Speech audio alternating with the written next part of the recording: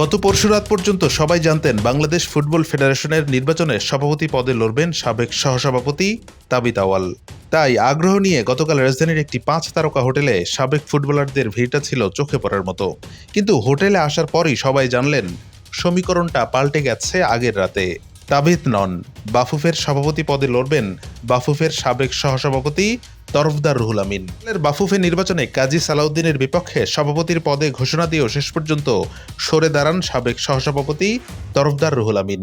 আগামী 26 অক্টোবরের নির্বাচনেও সভাপতির পদে লড়বেন এমনটা শোনা গেলেও গত 5 আগস্ট আওয়ামী লীগ সরকারের পতনের পর থেকে দৃশ্যপটের অনেকটা বাইরে ছিলেন তরফদার রুহুল আমিন।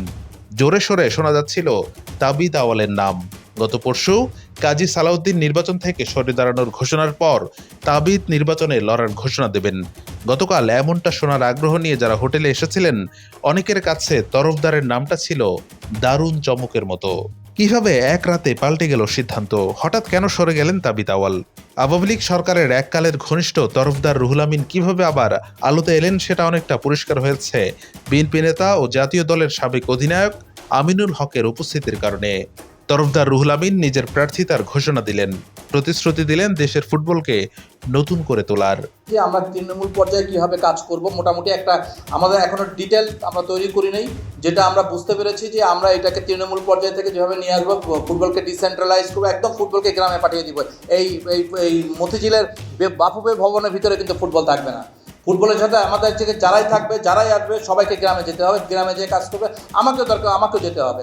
ঐক্যমতের ভিত্তিতে তরফদার রুহুল আমিন কিভাবে সম্পূর্ণ স্রোতের উল্টো দিক থেকে সাঁতরে বাফুফের নির্বাচনে লড়ার ঘোষণা দিলেন সেটা অনেকটাই পরিষ্কার হয়ে গেছে আমিনুল হকের কথার মধ্য দিয়ে। কোনোভাবে আমরা রুহুল আমিন তরফদার সাহেবকে আমরা সমর্থন দিচ্ছি এবং আমরা চাইব যে উনি দলমতের ঊর্ধ্বে গিয়ে, আমরা যেহেতু প্রথমেই বলেছি আমি যে আমরা কোনো রাজনীতিকরণ এবং দলীয়করণ করতে চাই না ক্রীড়াঙ্গনে, সেই জায়গা থেকে আমরা তাকে সমর্থন দিয়েছি এবং তার সমর্থনকে কেন্দ্র করে আমাদের পক্ষ থেকে আমাদের যারা ক্রীড়া সংগঠক রয়েছেন, সাবেক খেলোয়াড় রয়েছেন, যথার্থভাবে তাকে সহায়তা করবে। আওয়ামী লীগ সরকারের ঘনিষ্ঠ তরফদার রুহুল আমিন ঝানু ব্যবসায়ী, যাদের আশীর্বাদে খালি মাঠে গোল দেওয়ার অপেক্ষায় সেটাও অনেকেই জানেন, এবং সেটা কিন্তু কম বিস্ময়েরও নয়।